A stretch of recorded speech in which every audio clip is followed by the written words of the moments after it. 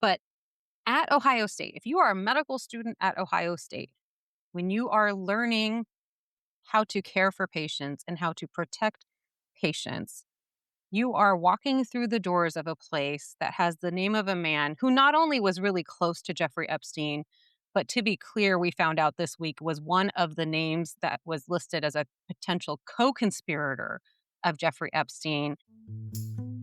Hey there, fellow nerds. Welcome back to another episode of The Present Illness, the podcast where the two of us as physicians try to make sense of a world that's a little febrile and definitely underdiagnosed. I'm Arghavan Salles. I'm a surgeon scientist and your friendly neighborhood doom scroller in residence.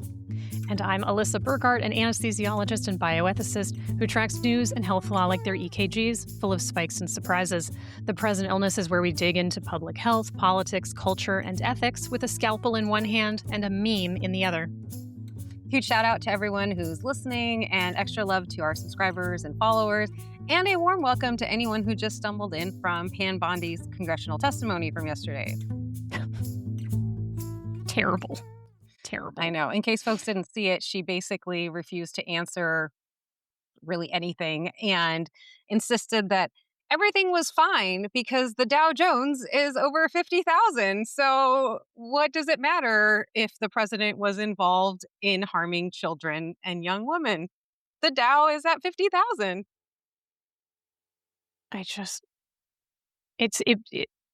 There are no words. There are no words. No, it's very hard to understand and make sense of the whole thing. The other thing that stood out to me from it, in case folks haven't seen it, is that there were a couple of times when the members of Congress acknowledged the survivors who were there for the hearing and asked them things like, had they asked to speak with folks at the DOJ? And they all raised their hands and said yes. And then they said, has anyone from the DOJ reached out to you? Not a single person had been reached out to. They also asked Pam Bondi, the Congress folks asked Pam Bondi to apologize to the survivors for the way the files have been mishandled. Anthony Massey, he had put up, you know how they have those big boards?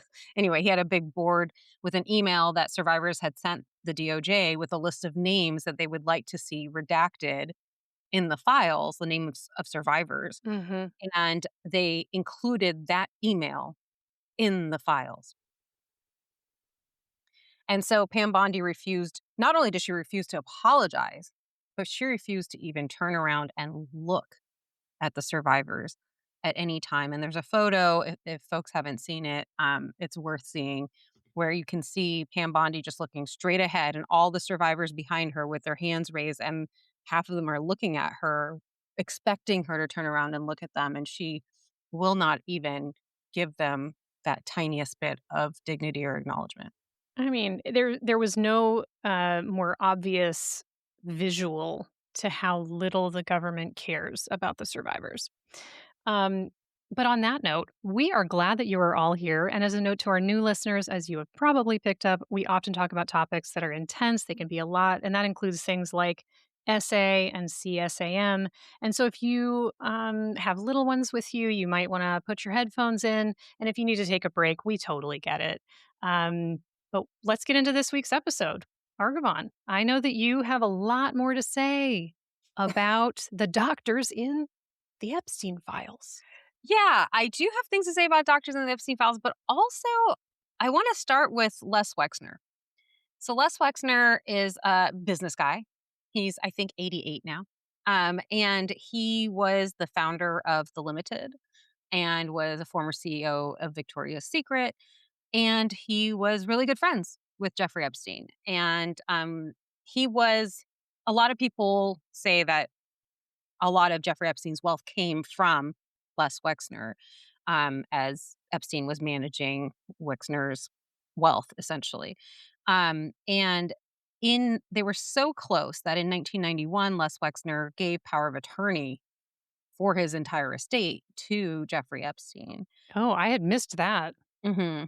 And I mean, like they were close, you know, and that continued to be the case until around 2007. So what happened in 2007 was not that Les Wexner was like, bro, you harm children, I'm out. No, that's not what happened. What happened was there was this investigation, right, in Florida that we know ended with that sweetheart deal for Jeffrey Epstein when he pleaded guilty in 2008. So in 2007, that investigation was ongoing. Epstein had reportedly said to Les, "Hey, why doesn't your wife handle the finances for a while I'm dealing with this investigation?"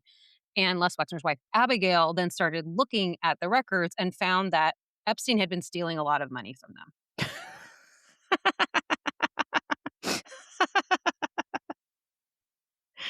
I mean, I'm just saying, I know we've said it before, we're gonna say it again. It turns out that when someone is a scumbag in one major part of their life, they may very well be a scumbag in another part of their life. Correct. And so that is what led to the rupture of this relationship, this business relationship between Jeffrey Epstein and Les Wexner. Now, what does that have to do with medicine? Well, Ohio State University has one of the best medical schools in the country.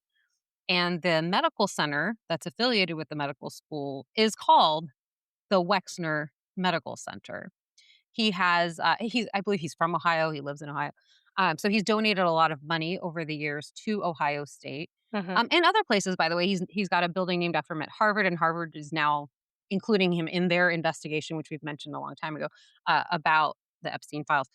But at Ohio State, if you are a medical student at Ohio State, when you are learning how to care for patients and how to protect patients, you are walking through the doors of a place that has the name of a man who not only was really close to Jeffrey Epstein, but to be clear, we found out this week was one of the names that was listed as a potential co conspirator of Jeffrey Epstein in the files. His name had been redacted until earlier this week when there was a demand from Massey to unredact it. So we have this guy in Les Wexner, super wealthy guy who was not only close friends with Epstein, not only trusted Epstein so much that he gave him control of his entire estate, but also was considered by the FBI, at least at some point, to be a co conspirator. Now, I want to add another wrinkle that you may or may not have heard of. So, there's a person I've mentioned to you before. I can't remember if he's come up on our podcast, but his name is Barrett Paul. Mhm. Barrett Paul was a model, and he has talked for years now about his experience being trafficked and has multiple times called out Les Wexner by name as being integral to the trafficking of himself and other models. So Les Wexner, of course, denies any knowledge of Jeffrey Epstein's, yeah, wrongdoing, which, yeah, I believe as much as I believe any of the other people who were in the files many, many times and say, "Oh, I had no idea. I'm just a little businessman. How could I possibly know?"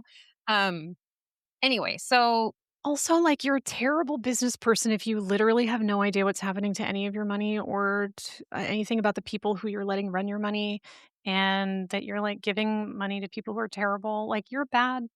You're bad at business, yeah, if that's no what you matter how want us much to money you believe. have. And I agree. If that's what you want us to believe, that you had no idea this stuff was going on, then you were not doing your job well.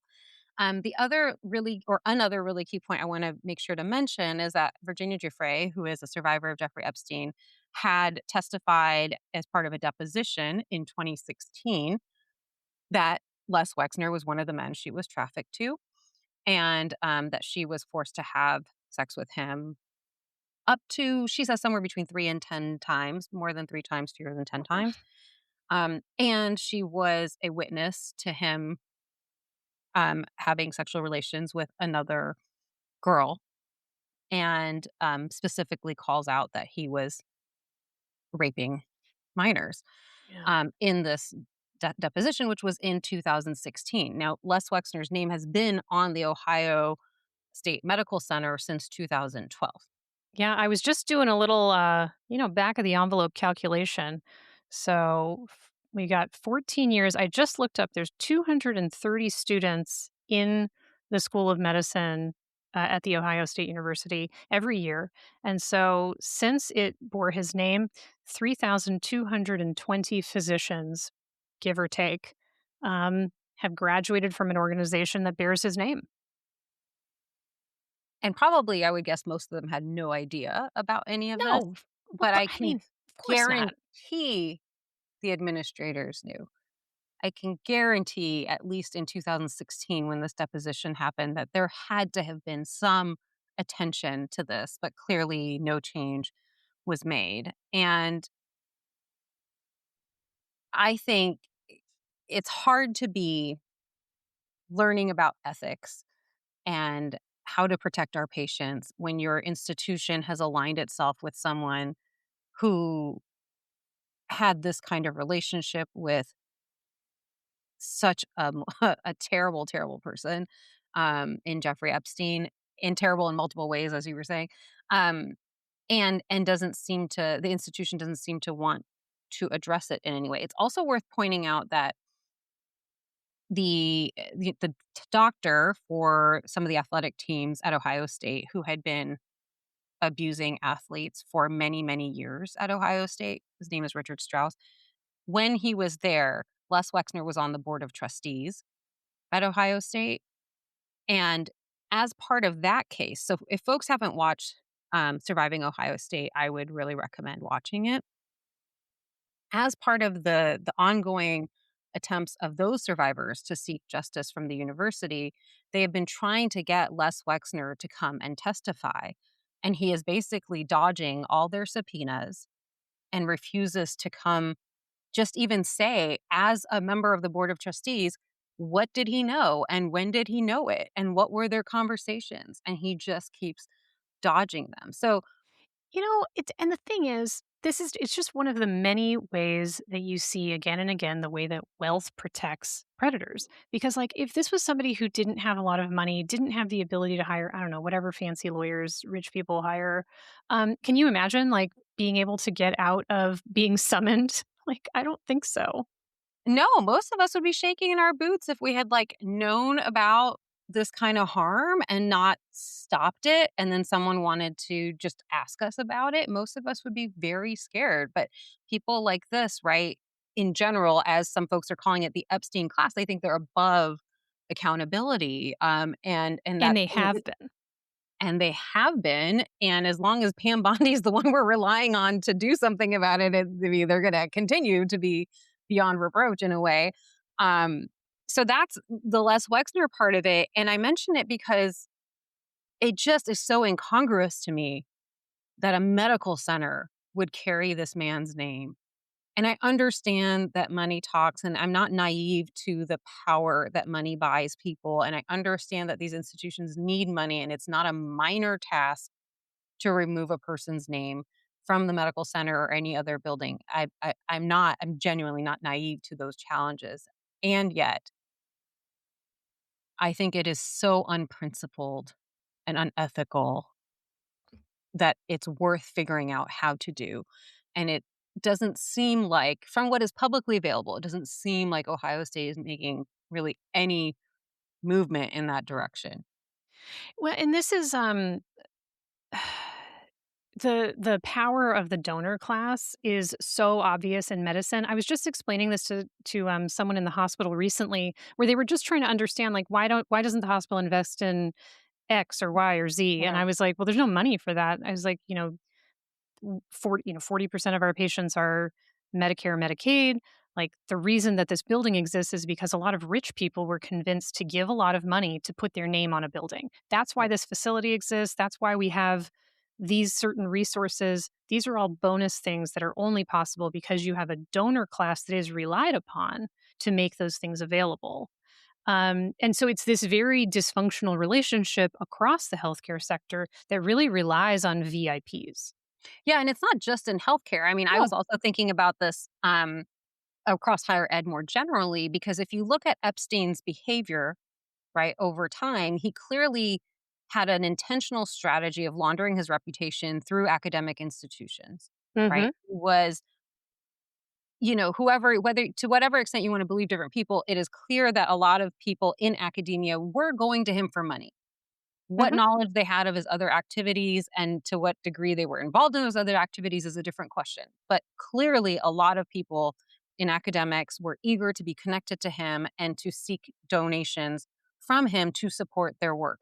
If we had a system that were more functional, where getting a job at a university meant, for example, that you had the resources to do the work that you needed to do, people wouldn't need to be putting themselves in these Mhm. positions. And I'm not excusing anyone either. But we wouldn't need to be seeking out donors like this and then helping them launder their reputations when and at times unknowingly, right? Probably a lot of times unknowingly. Yeah. Um, but speaking of that, so I have one more kind of wrinkle around Ohio State that I wanted to mention, which is there's this the chair of obstetrics and gynecology there is a man named Mark Landon. Mark Landon was affiliated with Epstein in the early 2000s, so preceding, I think, the investigation and certainly preceding the plea that Epstein had in 2018. He was getting something along the lines of 25 to $30,000 a quarter, up to about, it sounds like 75,000 a year from Epstein, and Epstein was billing Les Wexner for that money to pay Mark Landon. I'm Mhm. sorry. I'm sorry. Yeah. For who knows what. It's really not clear. Mark Landon says, of course, that he was doing consulting work, I believe he said on biotechnology. Um, for what For purpose? what? I mean, Epstein doesn't have a biotechnology company. Les Wexner, to my knowledge, doesn't have a biotechnology company. So, and what are you doing as a consultant that pays you 25,000 a quarter? I mean, I do some consulting work, as you know, for an industry partner here, and I don't know that I've cumulatively over like 6 years been paid $25,000, much less per quarter. And so I don't know. I don't know. I'm not saying that I know what that money was for, but what I will say is that Epstein's brother has in the emails, in the files, we see an email from Epstein's brother asking, "Who is the gynecologist you used for your victims in New York?" Or sorry, for your victims. And then Epstein writes back, "In New York?" Which implies, like, in other There's places many too? other opportunities, yeah. Correct. So which of these gynecologists that I'm using for my victims are you talking about? And I raise that in this context, not again, I don't know anything about what Mark Landon did or didn't do. But what we do know is that because Epstein was harming many women and children, some number of them were getting exposed to sexually transmitted infections. Some number of them we know from the files were getting pregnant. Some number of them would have had injuries that needed to be treated from the things that were done to them. They needed to get care somewhere. And so I think the question, and it's really just a question, the question this financial arrangement raises is, was Mark Landon treating the women and children who and his clients, whoever, were harming? Mark Landon says no, not surprisingly. He says, no, I never cared for anybody. I was strictly a consultant. But that is just such a large amount of money. It's really hard for me to think, what were you legitimately doing for Epstein that was billed through Wexner? I don't know, but it raises a lot of questions. And this is not a random person. This is the chair of the Department of Obstetrics and Gynecology at one of the best medical schools in the country. At the very least, there needs to be an investigation from Ohio State. They need to be figuring out what this money was for. Oh, also, I forgot to mention, Epstein was shipping packages to Mark Landon via FedEx. At least 10 different packages were sent. We have no idea what was in these packages. What kind of consulting work requires your client to ship you packages? My f I That's I can't even imagine. I don't know. I mean, I don't want to imagine. yeah, there could be, again, I don't know enough. We don't know enough. There could be some reasonable explanation, but it certainly doesn't look good from where I sit.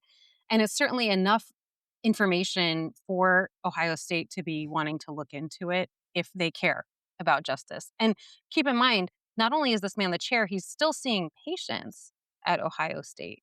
And you and I have both talked many times about men physicians who use their position of power to harm patients. I'm not saying that this man did that. I have no idea. But when you have someone who had this kind of relationship with Jeffrey Epstein, who we know, indisputable, harmed so many women and children, I think it's incumbent upon the medical school and the medical center, his employers, to make sure that they're protecting the patients. Yeah. And it's gonna be interesting, right, to hear what comes out now that his name is in the news around this issue. Um, what reports are gonna come out. And there's gonna be probably some, patients who are like, "He was the greatest doctor. He never did anything bad to me." But I also won't be surprised if there are people who say, "He was not a good doctor to me." I mean, it's hard to know, right? Like, we've talked to before, you and I, that if you wanna go digging dirt on anybody, you can find it. You can find it. There's no one who's a complete angel at all times in their Of life course. with every single person, and so I'm not saying this is an easy task, and I'm not saying it's clear cut, but I think that Ohio State's Ohio State owes its patients the due diligence of looking into this and figuring out what actually was the nature of this relationship, what was in those packages, what what was going on for Well, and real. there's no way that other people at Ohio State, other administrators, other folks didn't understand there was a financial arrangement and wouldn't have asked questions or at least been curious. And maybe Mhm. they had been told to let those set those fears aside. But as we've seen with lots of physicians who have done inexcusable, harmful things, whether those are things related to sexual abuse, whether those are things related to fraud, things related to other kinds of financial abuse. Mhm. There's oftentimes, a culture of silence and complicity that allows that behavior to continue and to escalate. Yeah, that's right, and actually, Cortina and colleagues called this network silence, this Mm, idea that everybody knows, but nobody says anything about it. And it's how they describe it in the context of sexual harassment and sexual assault, and that's how people continue to carry on with these behaviors because mm, everybody knows. I mean, like, look at Harvey Weinstein. For how many years was he mhm. abusing actresses, models, whoever? And I mean, it seemed like everybody knew. And it wasn't until the big explosion of Me Too in 2017 that there started to be some accountability for him. So I do think, yeah, network silence is definitely a big part of what happens. Um, there's other doctors or academics. There's lots of academics in the Epstein files. Um, but the another one that people have talked about, well, there's probably two more who are worth mentioning. I'm just looking at my notes. I mean, there's many, but the two I would mention are a guy named Martin Novak at Harvard, who had this email that he sent Epstein where he said he was so happy he didn't kill anybody. Seems weird. Um, I mean, could be a We don't know joke. the context, I guess. I've never joked that I was so happy I didn't kill anybody, but maybe people do. I don't know. There's also an email where he says our spy was captured, and Epstein writes back, "Did you torture her?" Doesn't seem. Again, you'd have a hard time finding me sending an email like that or receiving an email like that. Um, anyway, so there's that guy. And I don't know that, what's becoming of that situation. There's also a guy at UCLA who's a neurologist. His name's Mark Tramo, Mm, Tramo, mhm.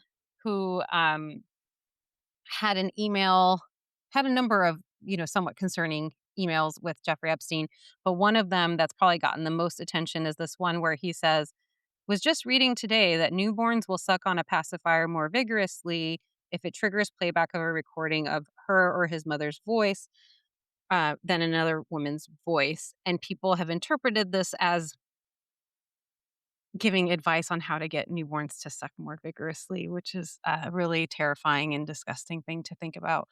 Um, we don't know that that's what the intention was. Maybe it was just sharing some interesting science fact, I don't know. Um, but that's been very concerning to a lot of people. And there have been a lot of people who've contacted UCLA asking them to remove him. They had, it seems, briefly taken down his webpage. for the university, but then I heard that it was back up. I haven't checked that myself. It's not clear what's happening with that one. And then I guess there's one more I want to mention, which is this guy named David Galernter, who is at Yale, and he is in the Epstein files as well, obviously. And he had recommended a student to Epstein.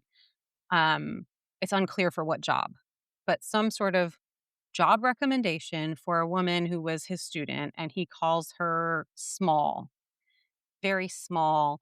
Um, and I forget. I'll look at it right now, but gorgeous, I think, is the word. So he's commenting on her appearance as part of this job recommendation, and people, of course, thought that was inappropriate. And his defense was, well, when you're writing a recommendation, you're thinking about what the person who's doing the hiring wants to see. And I knew he would want to know how she looks. And if I didn't put it in the letter, he would have called me and I would have had to explain in even more detail about how she looks, which, I mean, seeing the look on your face, you have to wonder, why would you be recommending your student to go work for someone who is going to care so much about how this student looks? That seems weird. That seems like you're putting her in a Also, unsafe situation. I'm sorry, if I don't put how someone looks in their letter, they're gonna call me to ask me. I mean, guys, this is not normal. No, This is not acceptable. no. And I'm just saying, like, you could say to her, this is maybe not a good job for you. Like, you don't have to indulge this pathologic behavior, because I would just submit that if you know a person is only going to hire someone because they're attractive, you are exposing that student to risk. And this is Well, totally not the thing you should be doing as their professor, as their mentor, however he saw his relationship to the student. So anyway, he I he mean, did not apologize. he sounds like he thought of his job as being their pimp. I mean, yeah, I I you're, mean, that's what that sounds like. you're not wrong. It does have that vibe. Now he, to my knowledge, as of at least a couple days ago, has not apologized for that. In fact, he's just continued to say that that was the right thing to do. I just saw yesterday that he has been removed from teaching the class that he was teaching this term. I don't know what's going to come of that. Anyway, so that's another case. Those are probably the main ones worth Hmm. mentioning at this point. Well, I just looked up Mark Tramo on UCLA's website, and he still has a faculty profile. Yeah, I think it was only down briefly, and who knows why even it was down. It might have just been a glitch, but people thought it meant Maybe something. something was gonna happen. Maybe Yeah, some sort of responsibility would be looked for. yeah, that's probably what what the hope had been. But then, yeah, That's it, so it might have cute. just been an IT issue. Who knows even why it was gone briefly? Website was down because too many people were trying to read it. It could be. It could be. I mean, I've seen a lot of people putting up, like, for Mark Landon, putting up his page on from Ohio State with a phone number saying, "Feel free to call, ask whatever questions you want to ask." If they get that feedback from folks that there's concern, maybe that pushes them to take some kind of action. So Galernter, yeah, he described her as a very small, good-looking blonde. Those were the terms that he used. He also called her an editoress, like an editor, but that's not a It's word. not a gendered word. No. Anyway, he is, yeah, He sucks. yeah. He said Epstein was obsessed with girls like every other unmarried billionaire in Manhattan, and he was keeping, quote unquote, the potential boss's habits in mind. So long as I said nothing that dishonored her in any conceivable way, I'd have told him more or less what he wanted. She was smart, charming, and gorgeous. Ought I to have suppressed that info? Never.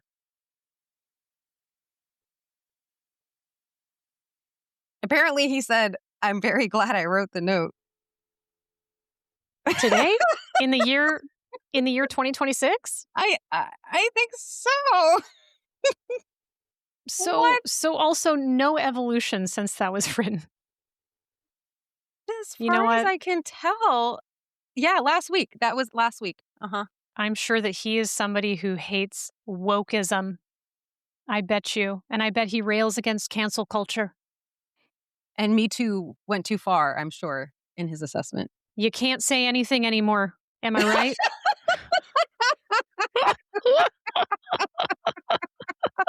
You can't even comment on your student's appearance anymore. Gosh darn it, what a terrible world we've ended up in.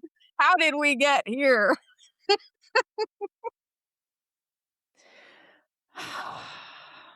Okay. Well, I think that's enough of those people. They suck. These people suck. We deserve better. Everyone deserves better, okay? You deserve better letter writers.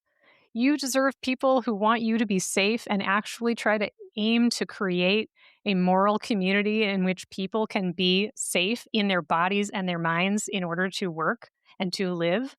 I mean, you should be able to go to the doctor and not worry that something terrible will happen to you because the rules don't apply to them. Yep. Everyone deserves that.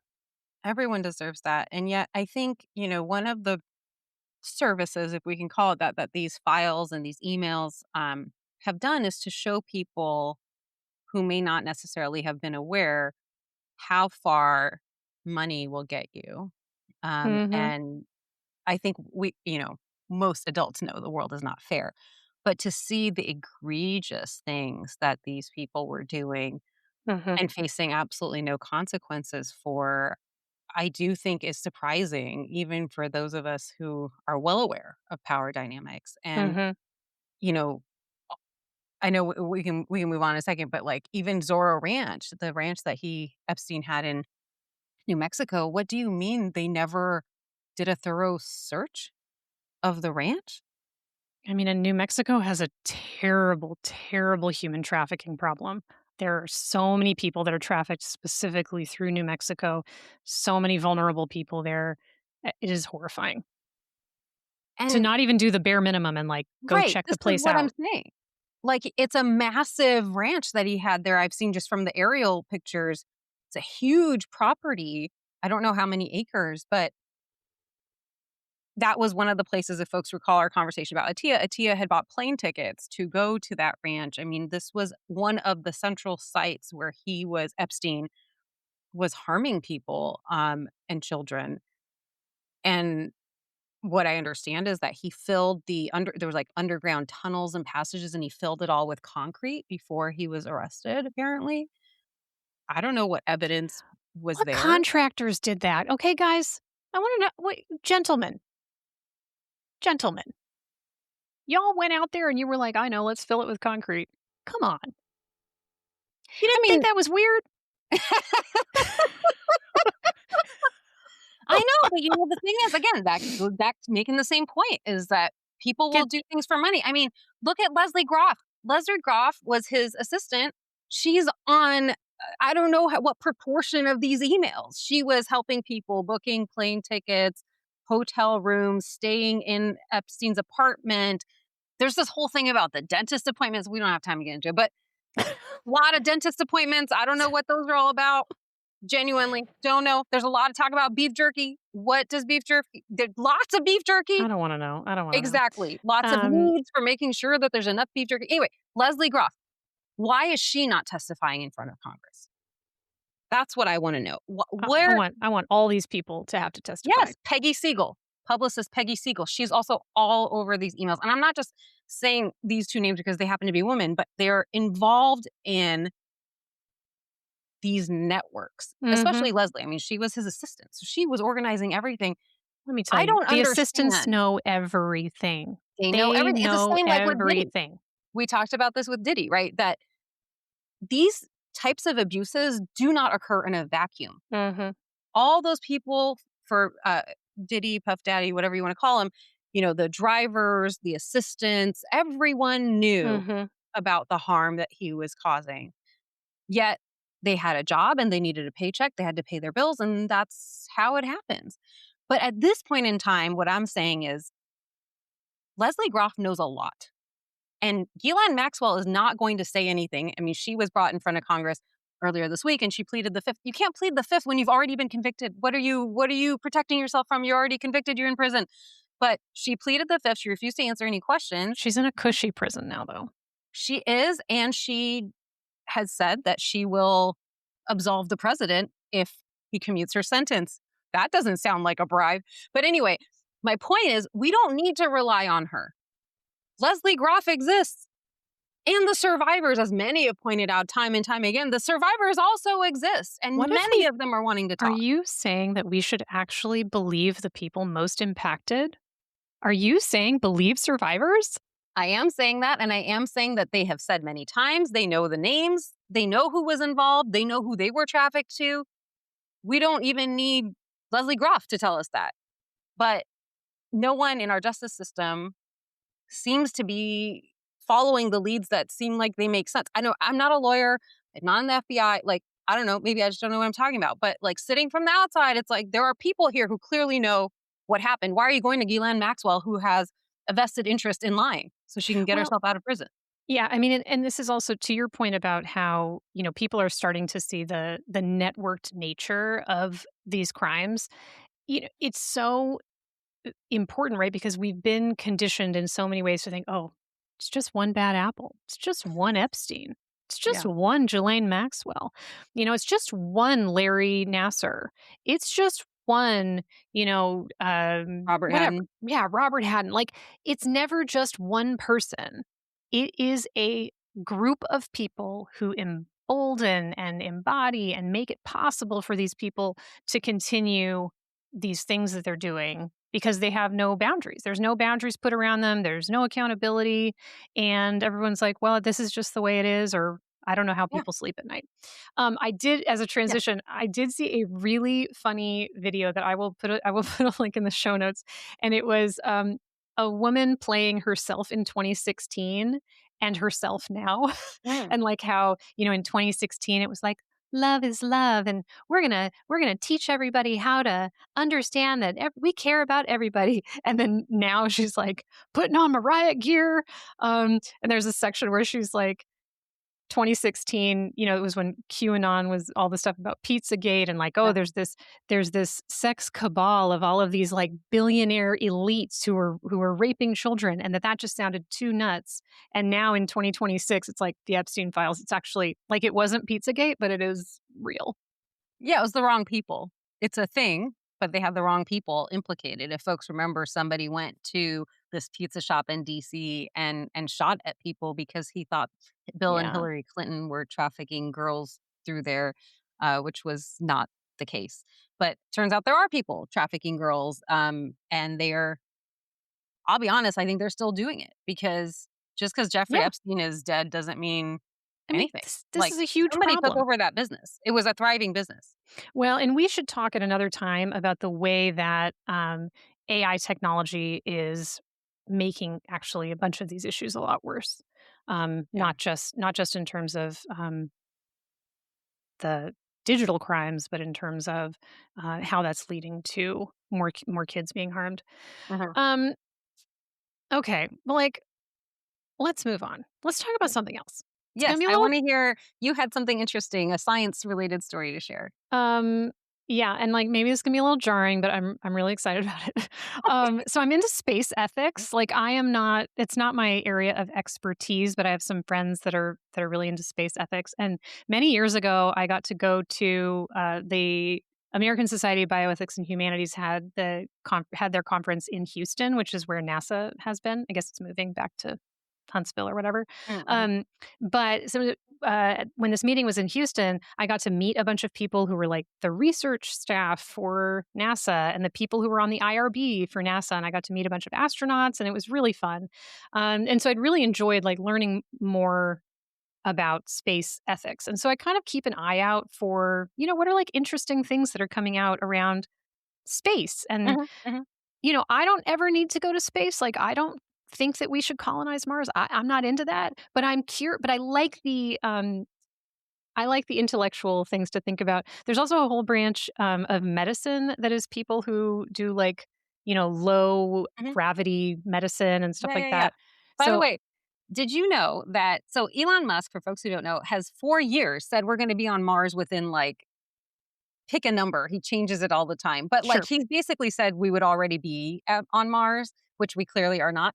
Recently, he has revised his goals. He says he's given up on going to Mars, takes too much effort. He's gonna develop a colony on the moon, so just so you know, that's a coming right up. God, could he just shut up? Wouldn't that be nice? My goodness. Anyway, well, so Yeah. I don't want to talk about SpaceX, which is Yes. his space company, but I do want to talk about space sex. Um, and so there was Tell this me paper. more. Tell me more. So there was this paper that came out, and it's called "Reproductive Biomedicine in Space: Implications for Gametogenesis, Fertility, and Ethical Considerations in the Era of Commercial Spaceflight." Huh. um, which I just thought was like sounded super interesting. And so there's all of these technical questions around space travel. And like, if you imagine, let's say that people were still going to try to go to Mars, it's like a 3-year journey. Mm, And so, like, do you send a surgeon so that they can do an appendectomy if somebody needs an mhm. appendectomy? Do you let them die en route? Like, what? How are You we send them with thinking about antibiotics? hope for the best? How are Mhm. we managing caring for the people who supposedly are on these Yeah. long space journeys? And so there have been a couple of years ago there was this sort of fervor in the space community about like should we have babies in space? Mm. And we're humans, we like to reproduce. It's a big part of who we are as creatures, is we want to make more of ourselves. And but space is very toxic. Like there's a reason that there is not life on the Mhm. moon. There is a Mhm, mhm, reason that we have not found any life on Mars or mhm. any of the other planets in our own, orbit. There's just that's not possible. It's Yeah. not the right conditions. And so it's this very hostile environment. Like the Earth is this very unusual place, which is, that's made it possible for life to be sustained on this planet. So there's all of this interest in finding other kind of near Earth type of planets in other solar systems. And so anyway, this paper from somebody named Giles Anthony Palmer, who's from the International IVF Initiative, Mm, um, brought up all of these issues around microgravity. So this idea that you don't have the kind of gravity we have on Earth, and so mhm. what kind of changes or problems might that cause? Cosmic radiation.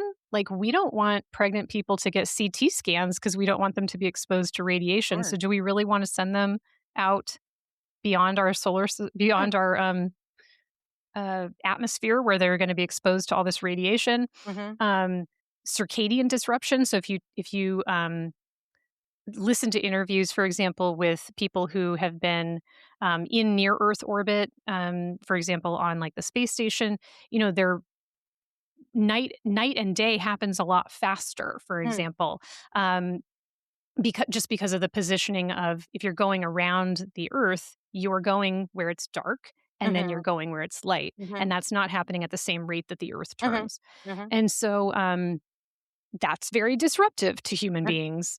Yeah, And I remember being pregnant and having a hard time sleeping. And if you further messed with my sleep, I can only imagine, uh, just as a person on Earth, how hard that would have been. yeah, yeah. Um, Pressure is not the same. Like there's all of these things that happen.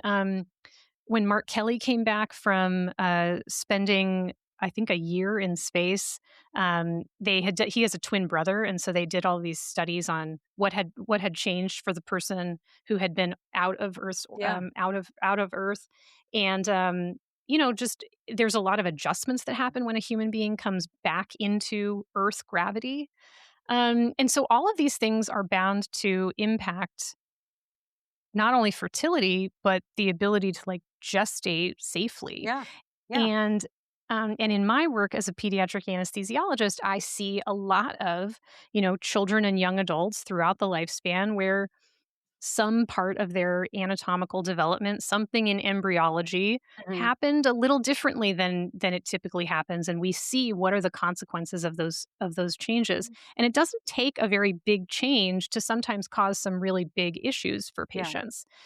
And so I just found this fascinating. They were really just putting it in perspective of um, there's all of this sensationalism and like, sci-fi stuff about having babies in space and whatever. Um, but that there are some serious questions, serious ethical questions about, that's maybe that's not a good idea. And Mm, do you want to be, if you think about it, let's say Elon Musk sends people off to the moon to go colonize it. mhm. Well, do you really want to be the first person to try to have a baby in space and like find out how bad things could be? Huh, that's interesting. So the paper was about kinda like the ethical considerations for Yeah. potentially exploring having children in space. That's very interesting. Yeah. I haven't honestly never really thought about that. But, there was, there were those 2 astronauts who were stuck in space for, what was it, 9 months Yes. together. Yes. Oh, I don't know if they were of childbearing age, but that's another one of those circumstances where you could be like, "Oh, that might have been interesting if they had explored that." yeah. And it's interesting. We don't even know. Could someone get pregnant in space? Like, does it? y- You know, do the sperm wiggle the same way if there's no gravity? Is the egg gonna change? Travel I the like. same way, yeah. I don't know. Is it gonna go down the fallopian tubes the same way? Will it implant in the uterus? Like, we really don't know. But they can study that. Can't they study that, like, at the Space Center? Don't they have those, like, In zero animals, gravity spaces? Yeah. well, and also you can they'll send animals up into space and be like, little mice. You making Mm. babies? What are those babies like? Mice love to make babies. So do rabbits, I hear. True. But rabbits take up a lot more space in That's true. space. That's true. Yeah. Um, well, that's very Um, interesting. Thank you for yeah, sharing that. I just thought, like, something totally different. Yeah. Yeah, I'm thinking Um, about this little colony on the moon and whether there'll be children populating. I mean, I don't even think that'll happen. To be clear, I don't believe anything sure, that man sure. says, but, uh, pretty much, I mean, it's mostly aspirational and weird. I mean, remember, this is the same guy who said that what was that clip? He said something like, "We could transform into other species any day now, like, if we tried really hard." Yeah, not buying that. Yeah, there's no amount of trying that will turn you into another species. Yeah. I did wonder, like, if he had just recently watched The Fly or something, like, where the idea came from, 'cause who would say that? And he was like, "Well, caterpillars turn into butterflies, so" as if that's the same thing as, like, Sir, you are people not turning a into another caterpillar species. and you are not a butterfly. And Mm-mm. never will be, thank you very much. And Uh, never will be. Oh my gosh. anyway, alright, Well, well, okay, let's do take 2 and call me in the morning. Let's end on some high notes. yes, absolutely. Okay, so, um, I wanna talk about a trend I am noticing that I think is delightful. And this trend is that women are no longer taking men's bullshit. And I love to see it, especially because, you and I grew up in a time when all sorts of weird behaviors were romanticized in TV and movies, like treating a woman poorly meant that you actually loved her, like all these weird things that we were taught. But this week, one of the stories that really reminded me that we are not living in that world anymore is this Norwegian biathlete. I don't know if you heard about this. This Mm-mm. guy, and I'm not going to be able to pronounce his name. It doesn't super matter. But he wins a bronze medal in the biathlon, and he uses his time as an Olympic medalist to say that he cheated on his ex girlfriend, and she was the love of his life, and he made this terrible mistake, and he wants her back, and that's what he uses his airtime for. They were together apparently for 6 months. He cheated on her 3 months in, but now he knows that she was the love of his life, and he made this giant mistake. There is a time when people would have looked at that as like a sweet gesture, that he was admitting that he was wrong and he was, like apologizing publicly. But when I went, I was just curious what the reaction would be. So when I went and looked at videos and posts about this, I was so delighted. It was like comment after comment of get this man off my screen. He is a manipulator. He is narcissistic. This is abusive. He should never have said anything, which is true. He should never have said that. I mean, Well, all he he's done is aired. he's put an international spotlight on this woman that he's already wronged. Correct. And he's put all this pressure on her. That's why, just to be clear, that's why it's manipulative because Yeah. he's telling the story publicly because he knows that will put pressure on her to at least speak to him. I mean, one person was like, you better believe she had him blocked on everything. And that's why he did this. And that's Because very she's possible. smart. Exactly. And anyway, I was heartened to see that so many people saw right through it. And, there were some people, to be fair, there were some people who were like, this is really sweet. He feels really bad. But the majority of comments I saw, at least, were like, red flag, red flag, red flag, girl, run. Like, do not take this man back. And he did put so much pressure on her that she did have to make a public statement saying, Mhm. I don't want to be part of any of this. I like I just looked this up to see if she had responded, and, the quote is, "Hard to forgive. Girl, Yeah. we agree." And now, what's also interesting about it is he's now apologized and said, whoops, I shouldn't have done that. Because also, does anyone know who won the gold medal in that competition? I don't, because he took all the attention for him and this story with the girl. And I think that he said it was his own teammate who had won gold. Oh, God, come on. Yeah, this is Oh, what I'm buddy, saying. So buddy. really bad behavior. But again, the point is why A I think this is a good news story. string of bad decisions. String of bad decisions, and people saw it and called it out. And that's what I think is different because I think, again, many years ago, people have been like, oh, she should take him back. I mean, remember, okay, little side story, but Mike Tyson, there was this ad at the Super Bowl, a terrible Ugh. ad, terrible from a public health standpoint, and terrible also from the fact that he's an abuser and he's not a role model. But anyway, if folks remember back when we were children, you might be too young even to have remembered this, but he was married to an actress named Robin Givens, and No, I they had a very remember. public divorce. Okay, good. Mhm, And she alleged that it was a case of domestic violence. mhm, She was the bad guy mhm, at that time. She was viciously maligned in the press. Did you see what I'm saying? Like, we mhm. went from that, where the victim of domestic violence was painted as the bad guy, to now being able to see through this attempt at manipulating this woman to say, no, man, that's not okay. Although well, one, I don't wanna take that from you, so maybe I shouldn't say what I was gonna say. It's okay. Say it. Say it. Well, I do wonder if the reason that people are able to do that so, voraciously is that nobody knew who he was before, but I'm Mhm. just thinking of, you and I have talked about many times about, Amber Heard and how she was really Sure. dragged, very recently, Yeah. for basically being a victim of domestic violence, and, we have room to continue to grow, but Oh, I agree, it absolutely. is lovely that he was called out. Yes, I'm with you 100%. I mean, the whole conversation we've had today is about how powerful men are not being held to account. So 100% Totally, agree. And totally. yet there are these like little bright Yeah, spots here and there. And I was just glad to see that people could see through this behavior, which I think we would not necessarily have seen through as clearly 20, 30 years ago. Anyway, excellent. what is your recommendation for folks? What would you like folks to take two of? Well, one thing also, just because we were talking about Norway, Mhm. there is this whole movement. I'm a knitter. We should actually, we could, anyway, there's all sorts of things we could talk about, the crafts.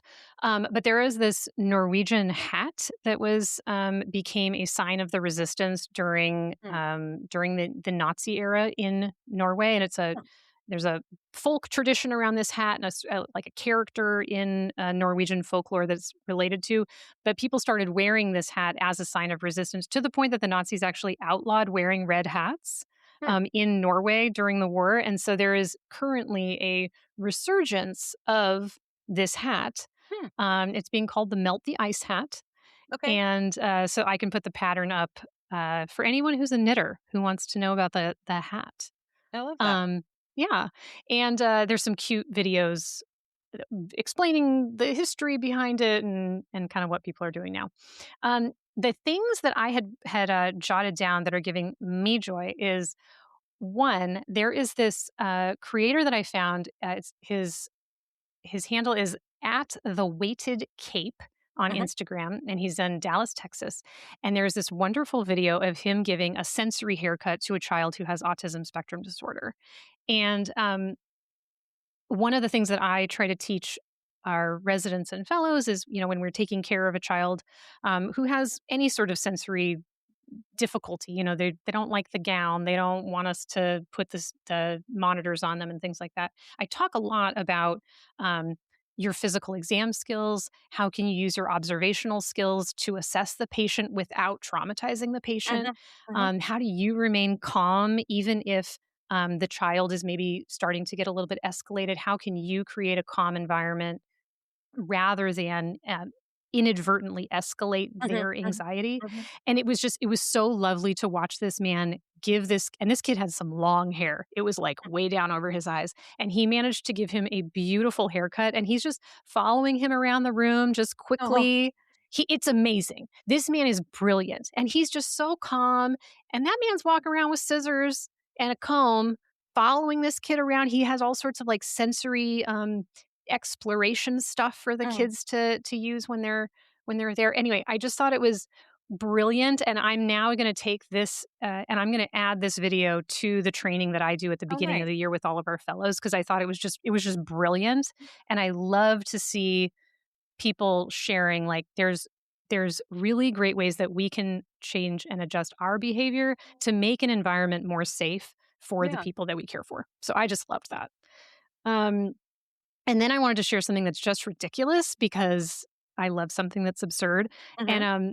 my kids and I love to watch Is It Cake? So Oh, uh-huh. like it's something that we all got into together, and I really enjoy um, just people who are really good at making complicated cakes. And Mhm. so I followed Gregory Mason as one of the previous contestants, and I saw that he was making this. He has kids draw a picture of what they want on their cake, Mhm. and then he makes it. This kid drew this kid drew a possum dancing in spaghetti noodles and trash. And I mean, listen, this is what I love. There's, you know what? Whatever the kid wants. And he does this. It's a hilarious job where he's using all of these different buttercream flavors and like colors, and he does the image justice, and it is hilarious. That's amazing. It reminds me of Ratatouille, even though I know rats and possum are not the same. But Yeah, yeah, yeah. Very much yeah, so. that's Um, fantastic. yeah, so we'll put links to those in the show notes. Please do. And then actually, since you mentioned that, there is a baking series that I've been interested in lately, which is this woman. I will have to look up her name. I'll put it in the show notes.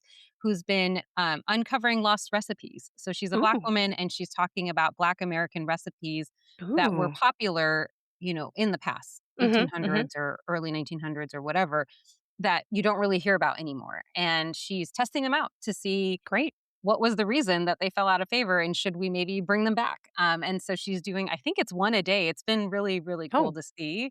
And she wow. gives the history for each one. She gives the history of like when it became popular and how it was being made at the time and what changes led to it falling out of favor. Often it's things like, well, box cake came around or chocolate flavoring became Mm, easier to access or whatever other trends that happened that led to these shifts. But anyway, I will put a link to that.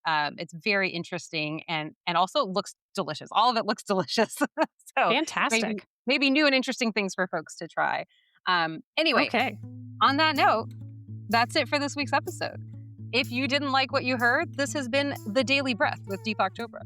If you liked it, don't forget to subscribe to The Present Illness, leave us a review or a rating, and tell other folks you know to give us a listen. We know you like us more than Deepak Chopra. We know. Um, We are not in the Epstein files.